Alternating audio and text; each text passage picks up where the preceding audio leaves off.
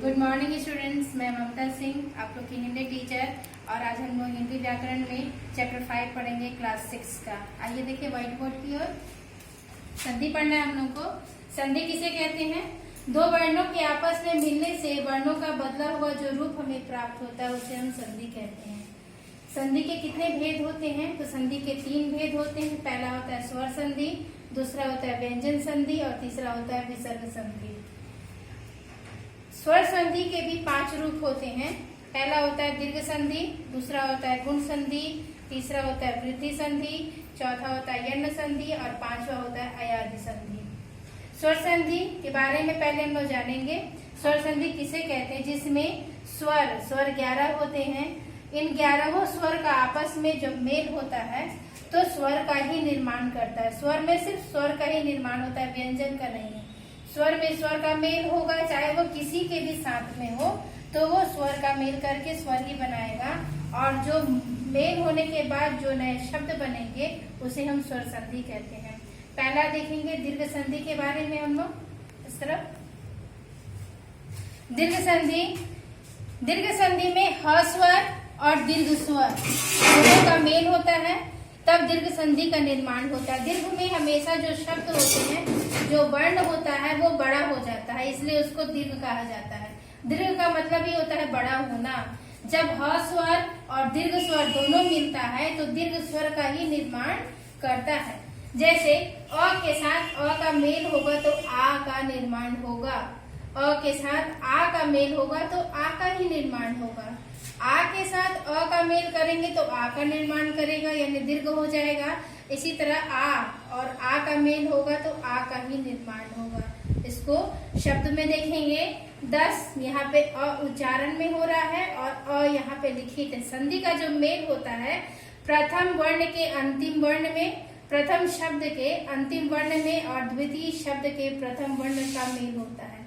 तो यहाँ पे अ उच्चारण में है 10।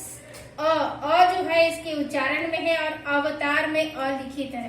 ये दोनों का मेल हो जाएगा और जो शब्द बनेंगे दशावतार, ये शब्द बना। इस तरह यहाँ पे जो अ है वो आ का निर्माण में यहाँ पर जुड़ गया। जैसे यहाँ देखिए भाव जोड़ अर्थ, तो भावार्थ। अ और आ का मेल देखेंगे। औषध में अ उच्चारण में सुनाई दे रहा है, आ लिखा हुआ है, दोनों का मेल हो जाएगा तो औषधालय। शिव में अ यहाँ उच्चारण है और आ लिखित है, मेल होगा तो बनेगा शिवालय। इसी तरह आ यानी विद्या, आ का मात्रा लगा हुआ है तो आ ही है, यहाँ पे आ का मात्रा उपस्थित है और अ यहाँ लिखित है, दोनों का मेल होगा तो मिलकर बनेगा विद्या जोड़ अर्थी तो विद्यार्थी और रेखा जोड़ अंकित तो रेखांकित। आ महा में आ की मात्रा है तो आ है यहाँ पर और आ यहाँ पे लिखित है, दोनों का मेल होगा तो बनेगा महात्मा। और सेवा में आश्रम जुड़ेगा तो बनेगा सेवाश्रम। आगे देखेंगे हर्षई के साथ हर्षई को मिलाएंगे तो दीर्घई का निर्माण करेगा। जैसे मुनि जोड़ इंद्र तो मुनिंद्र। हर्षई के साथ दीर्घई को जोड़ेंगे तो दीर्घई का ही निर्माण करेगा। जैसे मुनि जोड़ ईश तो मुनीश। दीर्घई के साथ हर्षई का मेल करेंगे तो हर दीर्घई का ही निर्माण करेगा। जैसे सची जोड़ इंद्र तो सचिंद्र। और दीर्घई के साथ दीर्घई को जोड़ेंगे तब भी दीर्घई का ही निर्माण होगा। जैसे सती जोड़ ईश तो सतीश। और हर्षौ के साथ हर्षौ मिलाएंगे तो दीर्घौ का निर्माण होगा। जैसे सु जोड़ उक्ति तो सुक्ति। और हर्षौ के साथ दीर्घौ को जोड़ेंगे तो दीर्घौ का ही निर्माण होगा। जैसे लघु जोड़ उर्मी लघुर्मी। दूसरा देखेंगे हम लोग गुण संधि। गुण का निर्माण यानी जब अ के साथ यानी यहाँ पर स्वर और स्वर का मेल होगा तो नए स्वर की उत्पत्ति हो जाएगी, यानी कि ए का निर्माण होने लगेगा। जैसे सुर में अ उच्चारण में है और ई लिखा हुआ है तो सुर जोड़ इंद्र तो सुरेंद्र और महा जोड़ ईश तो महेश, उमा जोड़ ईश तो उमेश और रमा जोड़ इंद्र तो रमी इत्यादि। तीसरा देखेंगे हम लोग वृद्धि संधि। यहाँ पे शब्द के यानी वर्णों की वृद्धि हो जाती है, यानी अ के साथ ए और ए को मिलाए तो हमेशा ए का निर्माण होता है। जैसे एक तो एकैक, सदा जोड़ एव तो सदैव, मत जोड़ एक की तो मतैक्य और परम जोड़ ओज तो परमोज। इत्यादि। अगला देखेंगे यण संधि। यण संधि में हर्षई दीर्घई, हर्षऊ दीर्घऊ या री ये आपस में मेल होता है हमेशा, तो दीर्घई और दीर्घई से य का निर्माण होगा।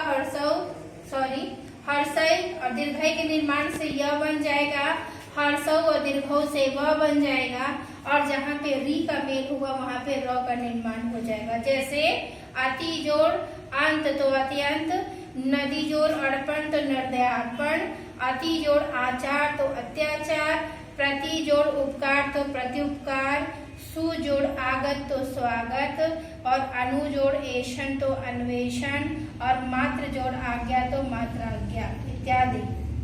देखेंगे अंतिम पांचवा रूप है अयादि संधि।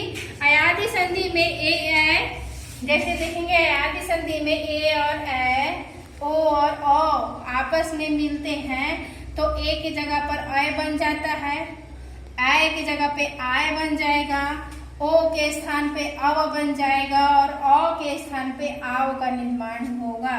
कैसे? नय जोड़ अन तो नयन, गय जोड़ अक तो गायक, भ जोड़ उन अन तो भवन, प जोड़ अप तो पावक, भ जोड़ उप तो भावुक, और चयदन अन तो चयन। इस तरह से नए नए शब्द की उत्पत्ति होगी। हम देखेंगे हिंदी की भी कुछ संधियां होती हैं, या क्योंकि हम जो पढ़ रहे थे अभी स्वर संधि वो सभी जो था वो संस्कृत का था। अभी हम देखेंगे हिंदी में भी कुछ संधियां होती, जैसे ह स्वर का, जैसे सोना जोड़ आर तो सुनार, और लोहा जोड़ आर तो लुहार इत्यादि।